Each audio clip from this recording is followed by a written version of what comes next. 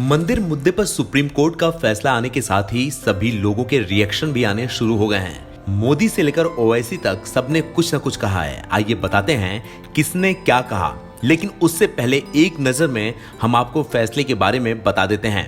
Supreme court ने अयोध्या में विवादित स्थल पर राम मंदिर के निर्माण का मार्ग प्रशस्त करते हुए केंद्र सरकार को निर्देश दिया कि सुन्नी वक्फ बोर्ड को मस्जिद के निर्माण के लिए दूसरी जगह 5 एकड़ भूमि आवंटित की जाए। 5 जजों की पीठ ने सर्वसम्मति यानी कि 5-0 से यह ऐतिहासिक फैसला सुनाया। शीर्ष अदालत ने केंद्र सरकार को निर्देश दिया कि वह विवादित स्थान पर मंदिर निर्माण के लिए 3 महीने के भीतर एक ट्रस्ट गठित करे। पीठ ने फैसले में कहा कि विवादित भूमि का अधिकार रामलला की मूर्ति को सौंप दिया जाए। हालांकि इसका कब्जा केंद्र सरकार के रिसीवर के पास ही रहेगा। आइए बताते हैं कि अब किसने क्या कहा। अयोध्या मामले पर सुप्रीम कोर्ट के फैसले पर पीएम मोदी ने ट्वीट किया।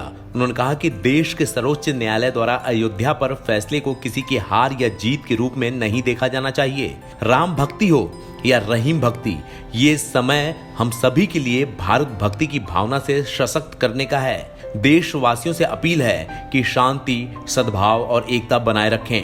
मनसे प्रमुख राज ठाकरे ने कहा, मैं आज बहुत खुश हूँ। इस फैसले से मंदिर निर्माण के लिए संघर्ष करने वाले हजारों श्रमिकों का बलिदान बेकार नहीं गया। अब जल्द से जल्द राम मंदिर का निर्माण होना चाहिए। मेरी इच्छा है कि देश में राम राज्य होना चाहिए। तो वहीं ओवैसी ने कहा, कांग्रेस ने अपना असली रंग दिखा दिया है।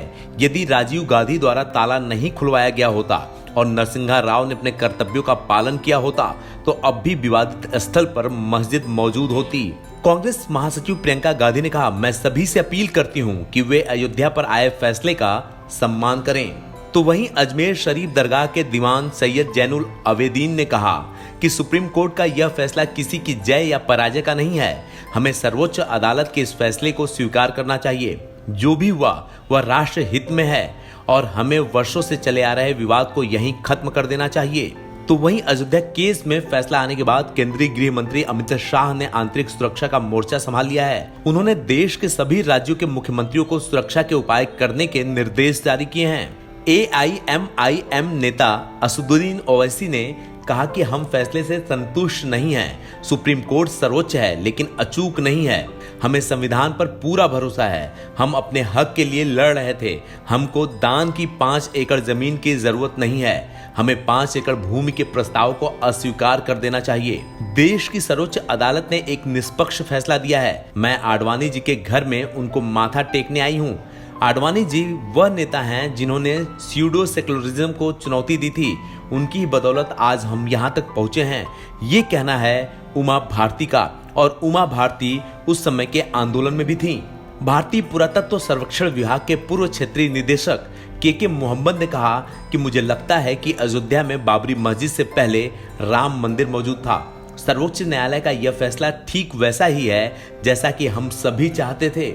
यह बात भारतीय पुरातत्व संरक्षण विभाग के पूर्व क्षेत्रीय निदेशक के मोहम्मद ने कहा है। तो वहीं योग गुरु बाबा रामदेव ने कहा कि यह ऐतिहासिक फैसला है। अब अयोध्या में भव्य राम मंदिर बनेगा। हमें ऐसा कुछ नहीं करना है जिससे किसी समाज या समुदाय में भय या आक्रोश का माहौल पैदा हो।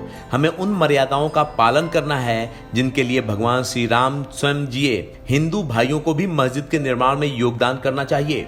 फैसले के बाद संघ प्रमुख मोहन भागवत ने कहा कि यह केस दशकों से चला आ रहा था और यह सही निष्कर्ष पर पहुंच गया है। इसे जीत या हार के तौर पर नहीं देखा जाना चाहिए। हम समाज में शांति सद्भाव बनाए रखने के लिए सभी की कोशिशों का स्वागत करते हैं। तो वहीं एक और ट्वीट में पीएम मोदी ने अयोध्या भूमि विवाद पर आए फैसले को लेकर कहा कि न्याय के मंदिर ने दशकों पुराने मामले का सौहार्दपूर्ण तरीके से समाधान कर दिया।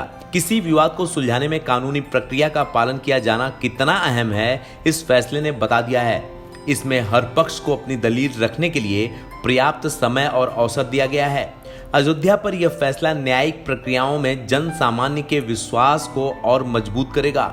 वहीं all India Muslim personal law board के कमल फारूकी ने कहा कि हमें बदले में 100 एकड़ जमीन भी दे दें तो कोई फायदा नहीं है।